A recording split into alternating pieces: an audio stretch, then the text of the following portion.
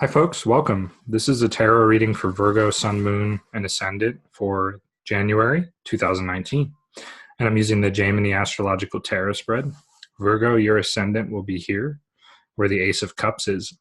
So let's do a brief overview of the spread before we dive into more formal interpretation. We've got 1, 2, 3, 4 major arcanum. So not nearly as many major arcana as last month for Virgo. There were quite a lot for Virgo last month, quite a bit less this time. So again, 1, 2, 3, 4. I think I didn't miss any. Then we've got, let's see, wands. We've got one. So we've got only one wands card. Cups, we've got 1, 2, 3.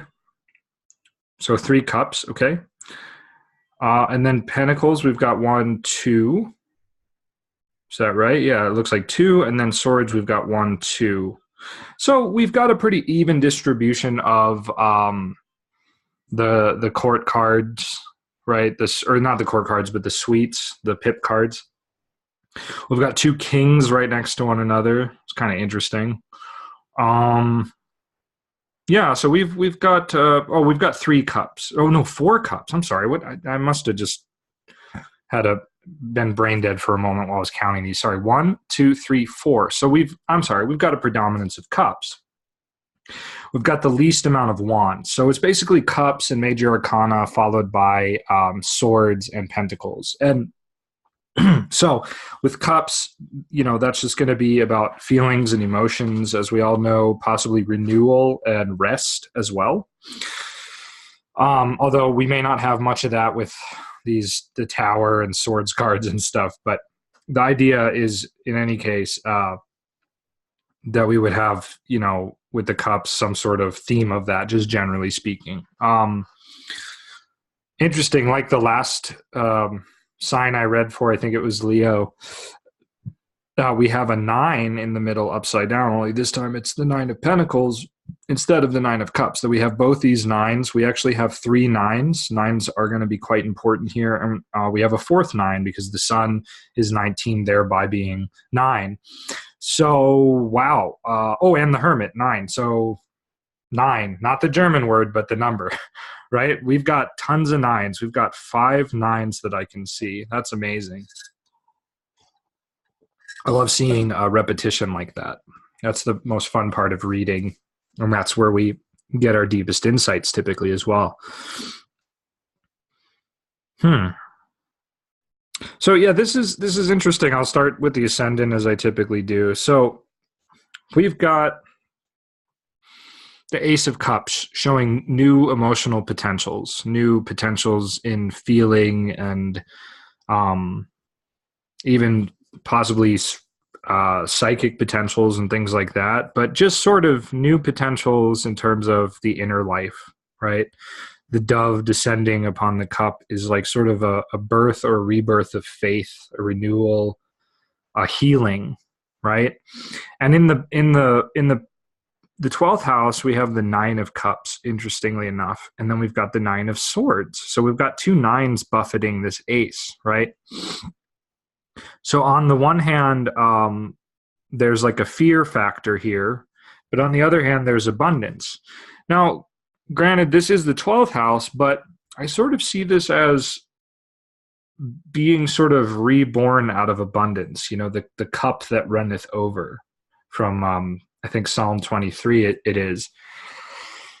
And, I recommend everybody take a look at that psalm. It's really beautiful. But yeah, so it's like all this abundance, and then you have the cup running over from it.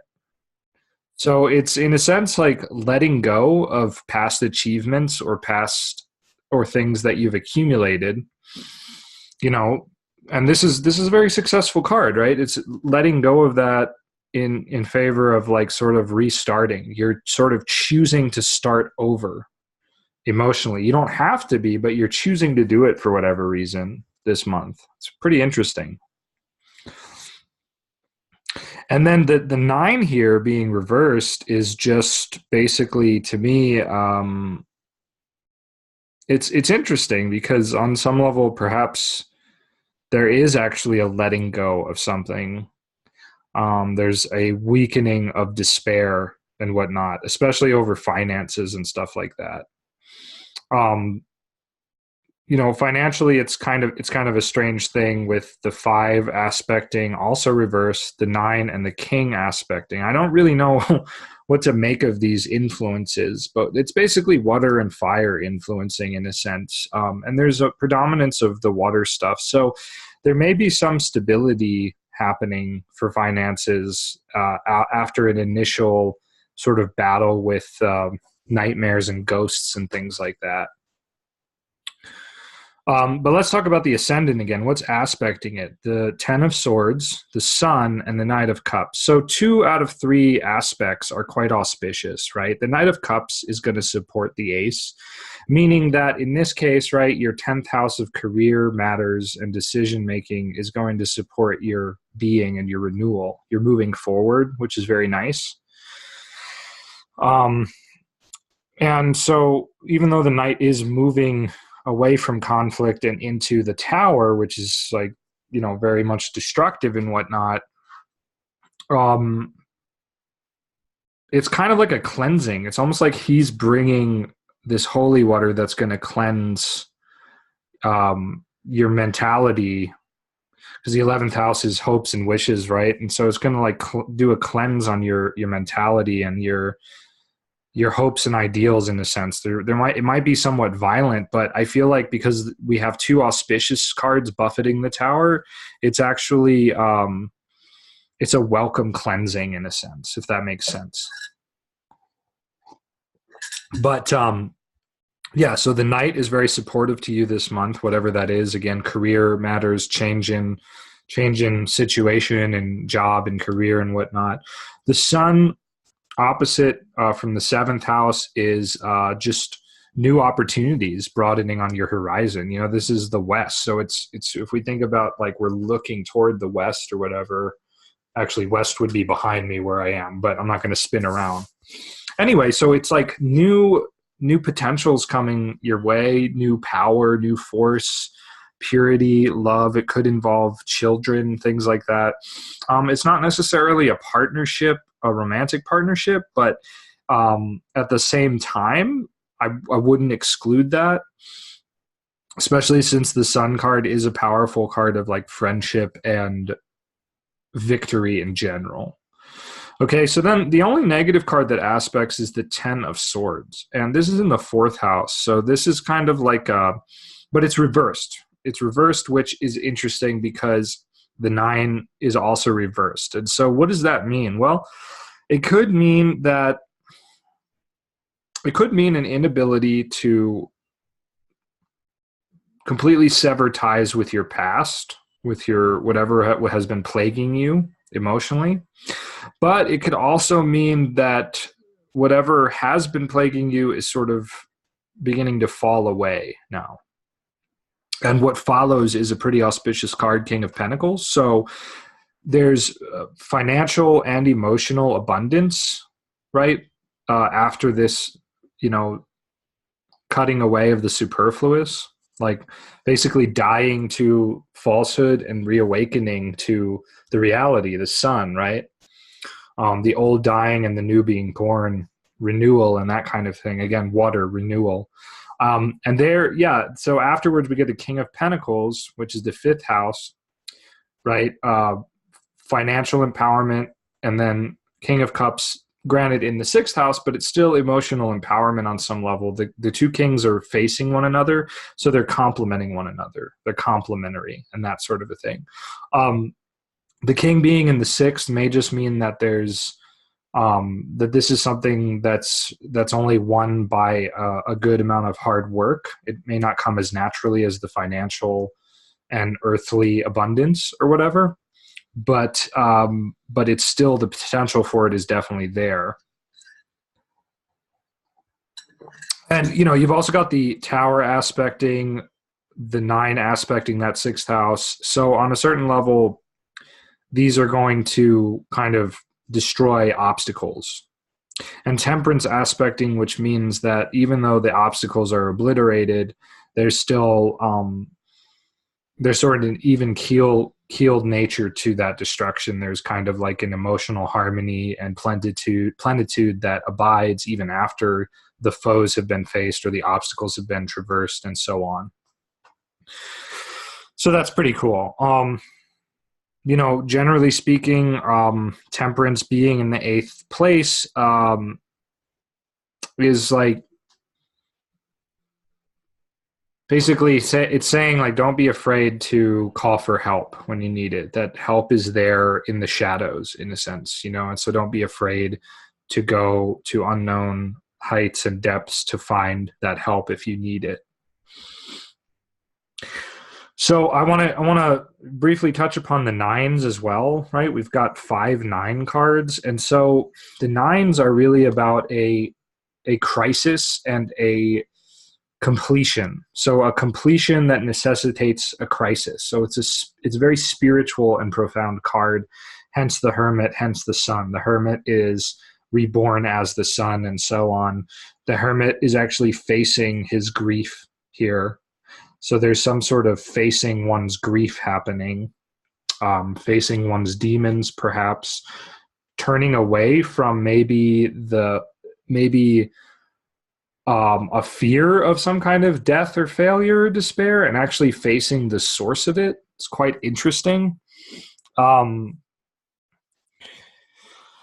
You have in the 9th house here too, opposite the 3rd, kind of a potential for, with the Knight walking away as well, a potential for whatever mental conflicts you may have been having are starting to fade away when it comes to matters of faith and the divine and stuff. And the Towers aspecting and the 9s aspecting, again, this is all crumpling away. It's being destroyed. It's being defeated in the sense. It's all sort of being flushed down the drain.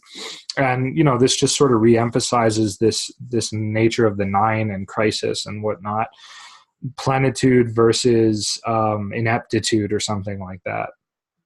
With the 9 here of Pentacles in the center, though reversed, this is an interesting kind of situation. It's a stark contrast to the Ace of Cups, of course, beginning and end.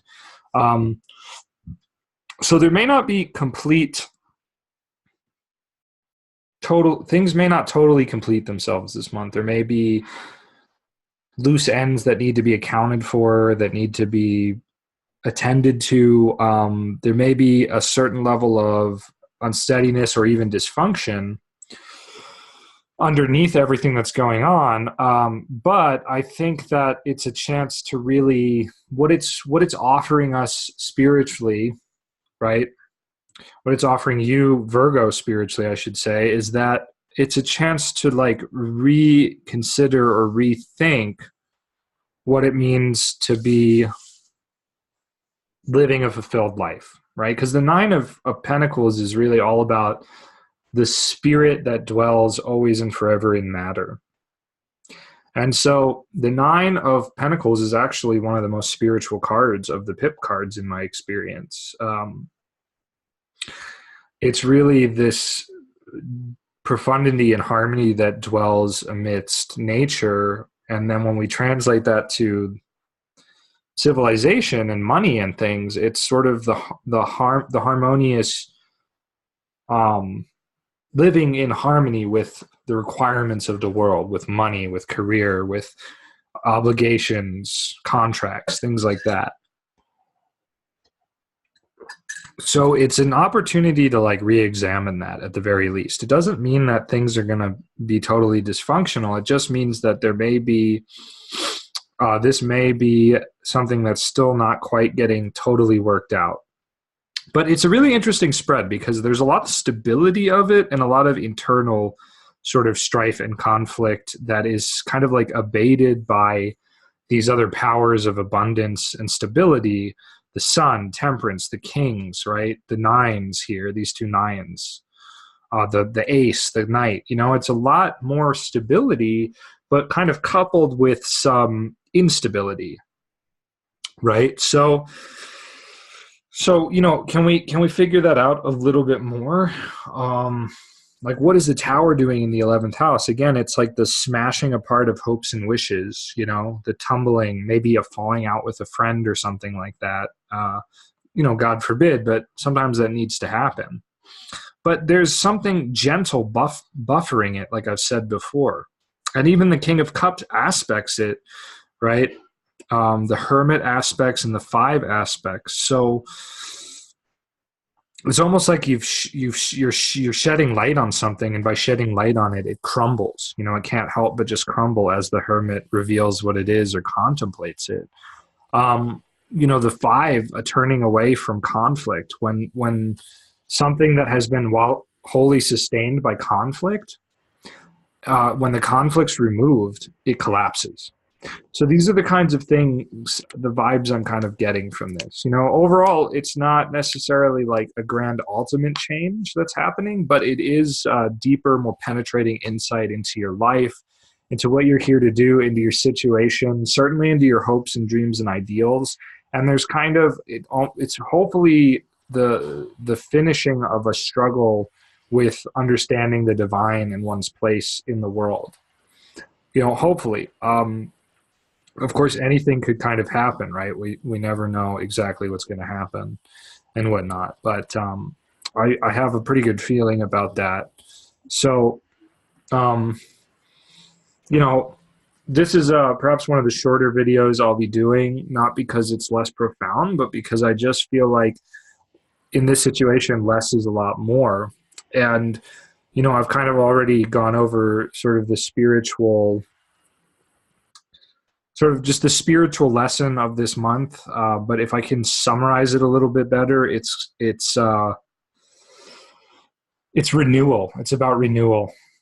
It's about deep inner renewal and surrendering fears and negativity and allowing oneself to be reborn in a new light, in a new glory, and you know, allowing yourself to feel happy again, to just be happy and stuff. You know, all the cup cards we have here are very, very happy. They're very auspicious for just feeling fulfilled and resting and just being empowered, you know. And fortunately, that's giving rise to some good things monetarily and whatnot. And it seems to be conquering the strife indicated by these three cards.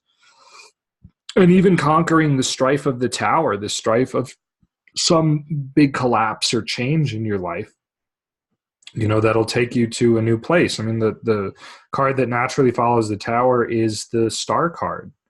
And so even though we don't have the star card here, you know, after everything that was unnecessary has been destroyed, right, whether it's the death card or the tower card, we have, you know, temperance following death and star following tower, very watery, emotionally open, calm, sort of peaceful cards, right? So there may be some, again, there's going to be some emotional turmoil to sort of conquer and get beyond here, but there's a lot of abundance and stability also present. So I hope you have a wonderful month in January, a wonderful new year. Please hit like, subscribe, share this with everyone you know, especially those who are Virgo, Ascendant, Sun, and Moon. And please check out my website for individualized readings and more. Okay, thanks, guys.